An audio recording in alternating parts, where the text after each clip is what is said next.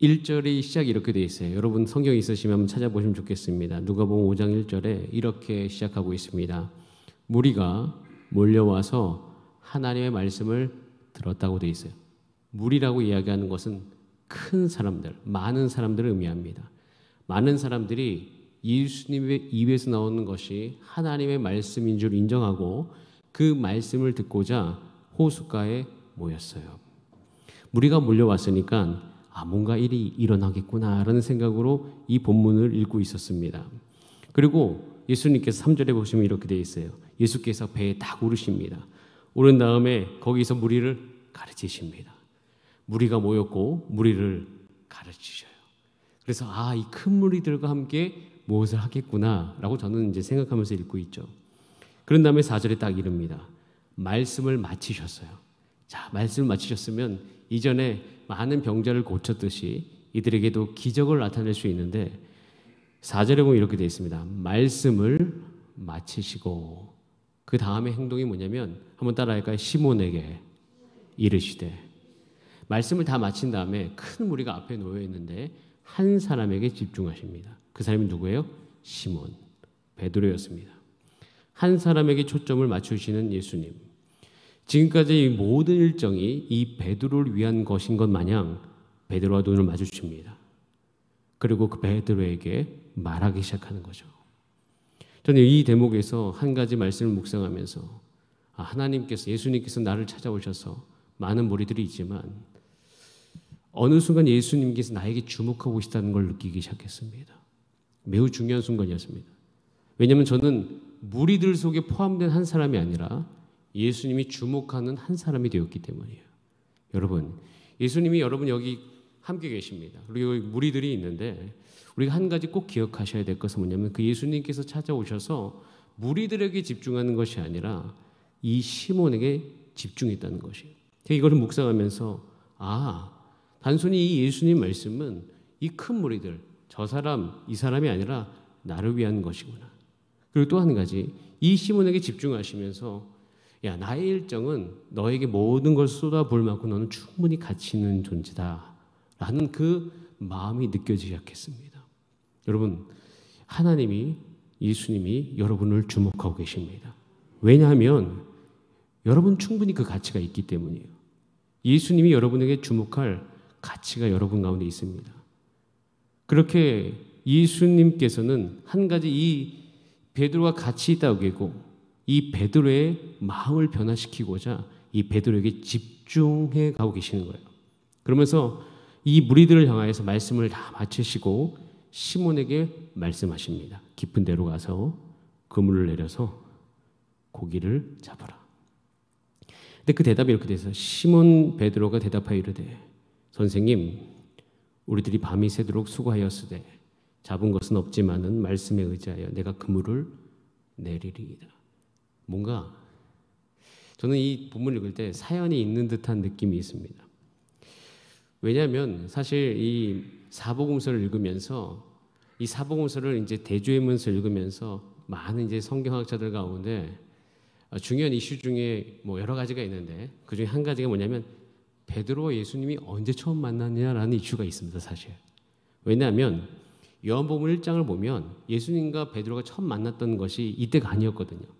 사건도 다르고 장면도 다르고 장소도 달라요. 그래서 언제가 먼저였느냐 사실 이 이야기들이 많이 있었습니다. 근데 오랜 연구 끝에 먼저 만난 장면은 요한복음 1장이다라는 것이 훨씬 더 타당성 있게 여겨지는데 자, 우리 요한복음 1장 말씀 같이 한번 요한복음 1장 40절부터 42절 말씀을 읽어보겠습니다. 시작. 요한의 말을 듣고 예수를 따르는 두 사람 중에 하나는 시몬 베드로의 형제 안드레라. 자, 여기서 요한은 세례 요한이에요. 40절 말씀. 여러분 요한복음에서 요한이라는 이름은 세례 요한입니다. 요한복음에서 요한은 사도 요한이 아니에요.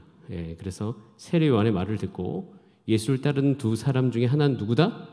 시몬 베드로 형제 안드레라 돼 있어요. 그래서 41절에 그가 먼저 자기 형제 시몬을 찾아 말하되 우리가 메시아를 만났다 하고 데리고 예수께로 오니 예수께서 보시고 이르시되 내가 요한의 아들 시몬이니 장차 게바라 하리라 하면서 이 장면이 있습니다. 요한복음과 누가복음 또 마태 마가복음에 보면 이 표현들이 다르게 되어 있어요. 그래서 어떤 부분이 맞는가 생각이 있지만 요한복음의 만남이 처음이라고 저는 생각합니다. 분명히. 그런데 그 이후에 뭔가 문제가 생겼어요. 베드로가 예수님을 따랐는데 그 사이에 베드로가 예수님을 따르던 것을 잠깐 주춤하게 만든 사건이 일어났어요. 그게 뭘까? 세례 요한의 죽음이 아니었을까? 그러니까 세례 요한의 죽음 직후에, 왜냐하면 얘기했지만 요한의 말을 듣고 예수를 따르는 사람, 그러니까 예수를 따랐을 때 베드로가 누구의 말을 듣고 따랐어요? 세례 요한의 말을 듣고 따랐습니다. 그래서 그 세례 요한이 죽잖아요. 굉장히 큰 사건입니다. 영향력 있는 사람이 죽었어요. 그런데 그 죽음이 굉장히 허무하지 않습니까? 굉장히 허무한 사건이었어요. 그냥 한 번 죽고 세례 요한은 예수님을 예배하러 온 사람이기 때문에 여기서 사라지는구나라고 묵상하고 넘어가기에 너무 큰 사건. 왜냐하면 세례 요한의 영향을 받았던 사람들이 많습니다. 그리고 예수님을 따랐던 많은 사람들 중에 세례 요한이 이렇게 가서 예수를 따라라 했던 사람들이 여기에 나와 있는 사람 외에도 많지 않았을까 생각합니다. 그래서 세례 요한의 죽음 이후에 뭔가 흔들림이 있었다. 자, 근데 그 흔들림이 무엇일까? 아마도 이 베드로는 부양할 가족이 있어서 더 크게 흔들리지 않았을까 생각을 해봅니다. 베드로에게는 장모가 있었잖아요. 오늘 누가복음 5장을 읽었는데 누가복음 4장에 보면 분명히 그것이 나와요. 누가복음 4장 38절 말씀 같이 한번 읽어보겠습니다. 시작. 예수께서 일어나 회당에서 나가사 시몬의 집에 들어가시니 시몬의 장모가 중한 열병을 앓고 있는지라 사람들이 그를 위하여 예수께 구했다라고 되어 있습니다. 주님을 따라가려고 하는데 장모님이 아프시고 또 부양할 가족이 있었다는 것이에요. 이런 부분들 속에서 베드로가 흔들림이 있었습니다. 예수님을 따라가다가 주저하게 되고 정말 저분을 따라가도 될까? 세례 요한의 죽음을 보니까 그렇게 따라가다가 또 내 자신도 그렇게 되지는 않을까? 아니면 다 따라가고 난 다음에 허무함이 내게 찾아오지 않을까라는 생각이 들 때쯤이에요. 누가복음 4장을 읽어보시면요, 예수님이 굉장히 바쁘시거든요. 그 순간 한 가지를 우리 가운데 보여주는 게 있어요. 누가복음 4장 35절부터 40절까지 쭉 읽어보면 35절과 36절이 예수님께서 귀신을 명하여 나가는 그런 놀라운 사건들을 행하십니다. 바쁘셔요. 자, 그 다음에 38절에 보면 이렇게 되어 있어요. 예수께서 일어나 회당으로 나가사 시몬의 베드로의 집에 들어가는데 38절에 갑자기 들어가시잖아요.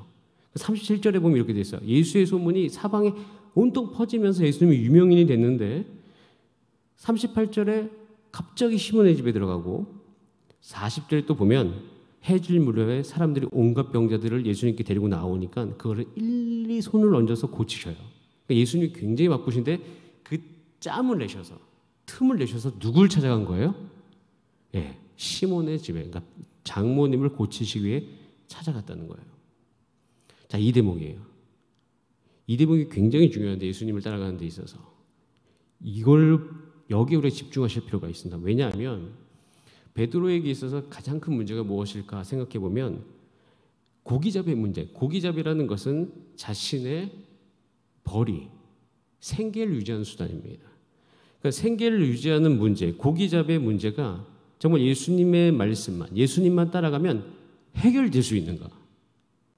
이것은 베드로에게 있어서 너무 중요한 문제였던 거예요. 그래서 누가복음 4장을 놓고 보면 베드로는 그 가정의 문제로 가정에 매여 있었던 것이에요. 그럼 이것은요, 우리 삶 가운데 정말 실제적으로 일어나고 있습니다. 저는 목사의 길을 떠날 때, 목사의 길을 선택할 때 가장 걸렸던 분이 우리 어머니 아버지였어요. 장남이기 때문에 우리 부모님을 부양하는 문제, 그리고 20대의 가장 큰 고민은 결국 내가 이 인생을 살아가는 중요한 이유 중에 하나가 부모님을 또 책임져야 되는 부분이 분명히 있기 때문에, 그리고 부모님이 저를 보면서 기대하고 있었던 것이 있었기 때문에 그 기대와 또 부모님 부양에 대한 문제를 내가 만약에 예수님을 따른다는 문제로 말미암아 외면할 때 고통이 있습니다. 아주 심하게 있어요. 그리고 그건 늘 문제예요. 해결되지 않아요. 말로 예수님이 너를 삶을 책임져 주실 거야. 예수님이 반드시 너의 앞길을 예비하실 거야. 이 말로만은 해결이 안 돼요. 말로 해결이 안 됩니다. 근데 제가 이 본문을 통해서 한 가지 분명히 깨달은 게 있습니다. 따라하겠습니다. 예수님은 말로 하지 않으신다. 예수님은요, 말로 하지 않으셨어요. 어떻게 하셨어요? 베드로에게 친히 찾아오셨습니다. 정말 베드로가 고민하는 문제를 해결해 주셨어요. 예를 들어 돈이 1,000만 원이 필요한데 1,000만 원 필요한 사람에게 가서 1,000만 원을 준 거하고 똑같은 겁니다. 근데 여기서 소스라치게 놀란 것이 있습니다. 예수님을 따라갈 때 내가 믿음이 없는 문제, 내가 이 문제 갖고 고민하는 것, 너무 그것 때문에 힘들었는데 이 대목에서 제 안에 한 가지 분명히 올라온 믿음이 있었는데 그 문제를 예수님께서 말로 행하시는 것이 아니라 나의 삶 가운데 찾아오셔서 그 문제를 직접 해결하신다는 거예요. 여러분이 예수님을 따라갈 때 문제 있습니다. 문제가 있겠죠. 교회를 섬기는데 시간적인 문제, 재정적인 문제, 가정이 반대하는 문제들이 있겠죠. 그리고 우리가 또 그것을 해결해 나가는 데서 한계가 있겠죠. 근데 그 문제가 그냥 상상 속에서만 해결될 것이다. 그것이 나의 삶 가운데 그냥 내 마음을 격려하고 위로하는 것 정도로 해결될 것이다. 그 수준이 아닌 거예요. 예수님은 베드로를 부르셔서 베드로가 정말 자기를 따를 때까지 정말 그의 삶 가운데 가까이 가셔서 그 삶의 문제를 해결해 주셨다는 거예요. 베드로가 고민하고 있었어요. 근데 그 고민하고 있는 상태를 예수님은 외면하지 않으셨어요. 여기서 분명히 우리는 아는 것이 있습니다. 여러분이 지금 어떤 문제로 주저주저하는지 주님이 모른 척하지 않으십니다. 그리고 그냥 그거 해결 안 하고 따라와도 된다 이렇게만 이야기하지 않으신다는 거예요. 적극적으로 믿음 없는 우리를 도와주셔서 예수님을 따를 수 있도록 믿음으로 인도하시는 분이 바로 우리 주님이십니다. 저는 이것을 놓고 기도하기 시작했어요. 하나님 베드로에게 이렇게 대해 주셨듯이 저의 삶에도 오셔서 저를 그렇게 대해 주시기를 간절히 원합니다. 전 주님 너무 따라가고 싶습니다. 근데 베드로와 같이 믿음 없는 문제가 있지 않습니까? 그러니까 베드로가 이 문제를 다 해결하고 난 다음에 베드로가 뭐라고 대답합니까? 주님 저를 떠나소서 나는 죄인입니다. 그리고 베드로가 했던 고백 중에서 주님 믿음 없는 것을 도와주세요. 따라가고 싶은데 그 믿음이 없는 베드로에게 오셔서 그 문제를 외면하지 아니하시고 정말 믿음이 가질 수 있도록 도와주는 것. 여러분 우리가 예수님을 따라갈 때 예수님을 따라가지 못하는 능력 없음, 이유, 질타하거나 외면하지 않으신다는 겁니다. 오히려 누가복음 4장에 놓고 보면 그 문제를 먼저 보고 계시고 아주 바쁘신 중에도 찾아오시고 과연 예수님 말씀 따라가면 이 문제까지 해결할 수 있을까라는 고민하고 있는 그 순간에 이미 움직이고 계신 예수님.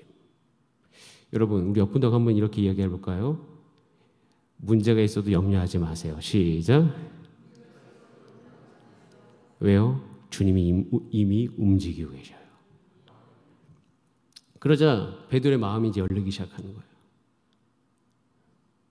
열리면서 누가복음 5장을 맞이하죠. 그래서 누가복음 5장 5절에 이렇게 얘기합니다. 시몬이 대답하여 이르되 이런 선 이해가 있고 이 성경을 읽으면 조금 다르게 느껴집니다. 시몬이 한번 같이 읽어볼까요? 시작. 시몬이 대답하여 이르되 선생님 우리들이 밤이 새도록 수고하였으되 잡은 것이 없지만은 말씀에 의지하여 내가 그물을 내리리이다. 예수님 정말 세밀하십니다. 오셔서 무슨 문제를 다루세요? 또 밤새 수고했는데 한 마리도 못 잡았지. 자 가서 그물을 내려라. 베드로가 얘기합니다. 말씀에 의지해서 하겠습니다. 그렇게 하니 고기를 잡은 것이 6절에 힘이 많아 그물이 찢어졌다. 베드로는 이 순간 고기를 잡은 것보다 더 큰 것, 확실한 거 하나 경험합니다. 원래 베드로는 고기잡이가 자신의 삶을 책임지는 줄 알고 거기에 올인했던 사람이에요.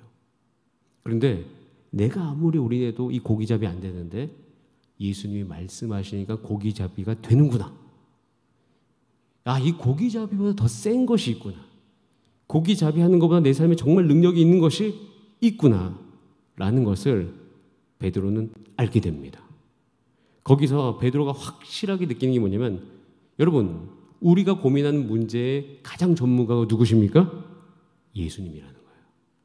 베드로는 그 순간 그걸 깨달아 버립니다.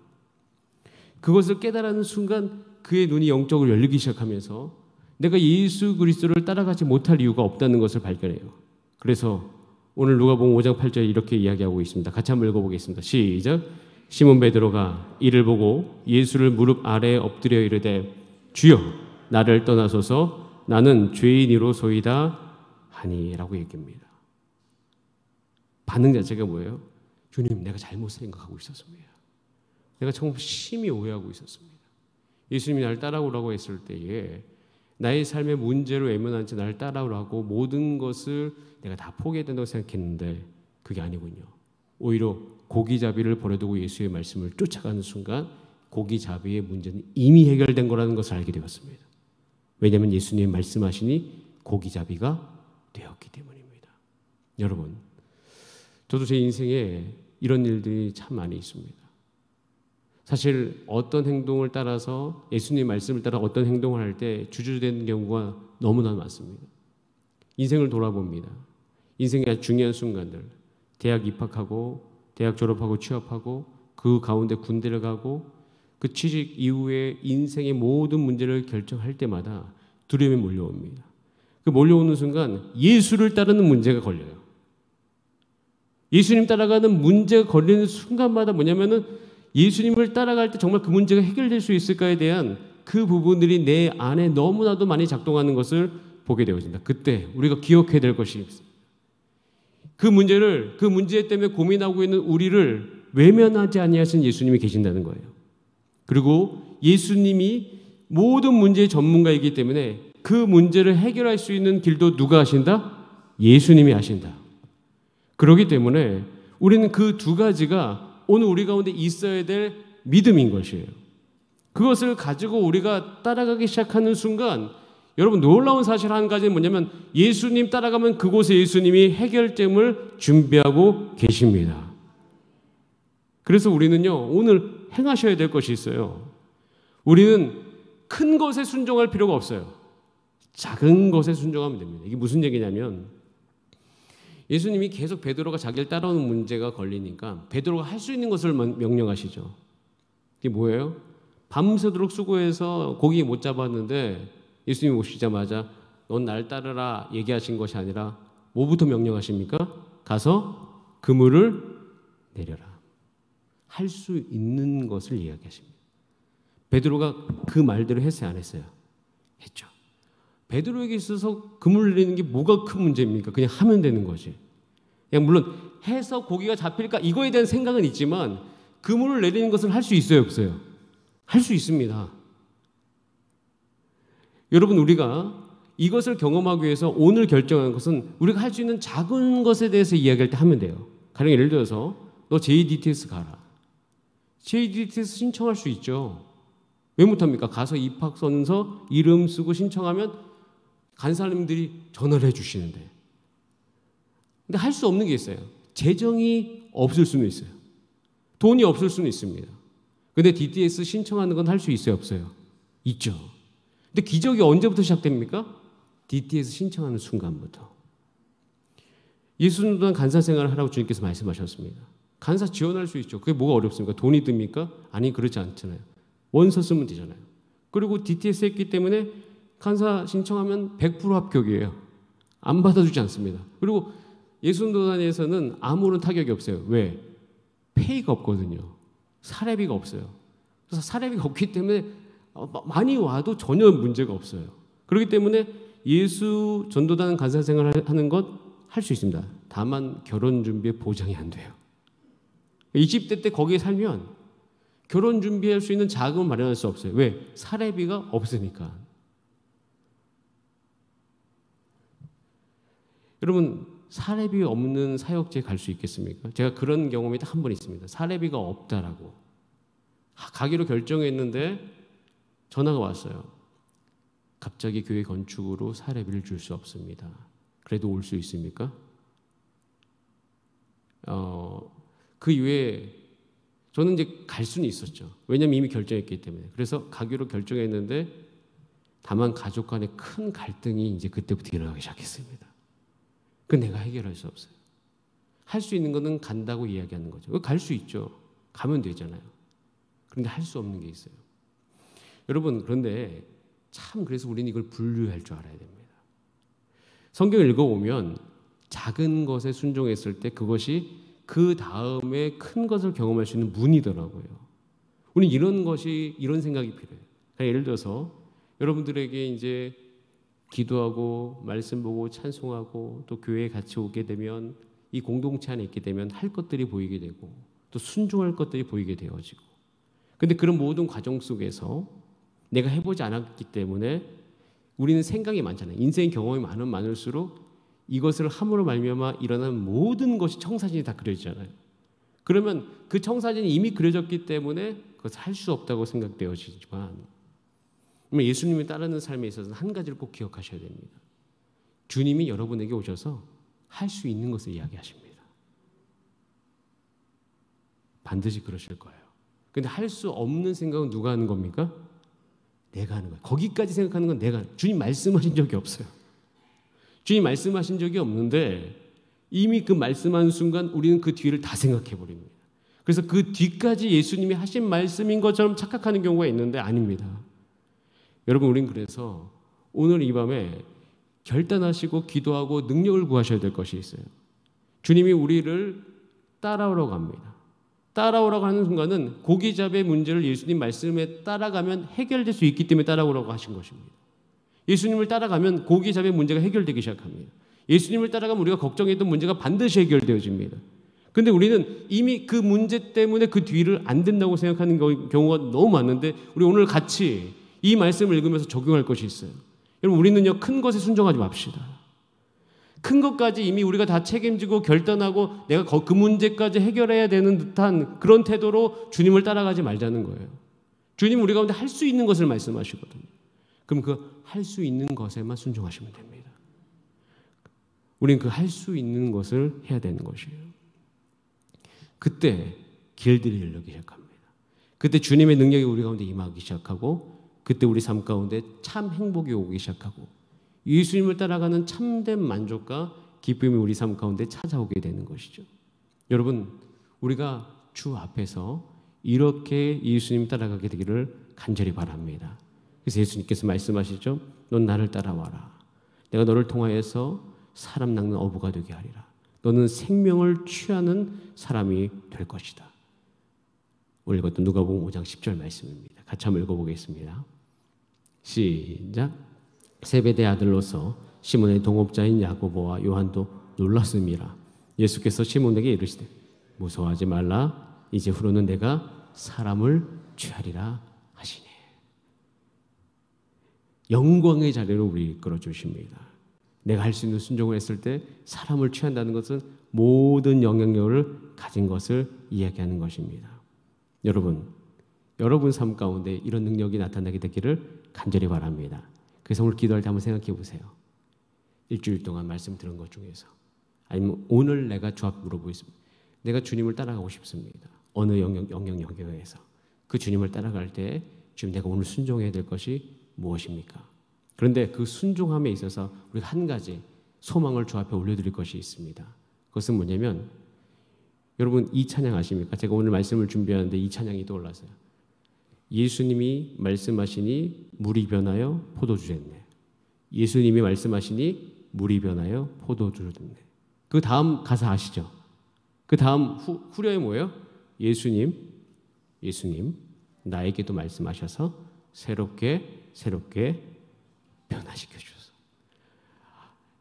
이렇게 베드로가 이렇게 되는 것을 놓고 보고, 또 베드로의 삶 가운데 주님이 다가오시는 걸 보고, 그 베드로의 마음을 바꿔주잖아요. 예수님 따라갈 수 있도록. 이 과정이 나에게도 일어났으면 좋겠다.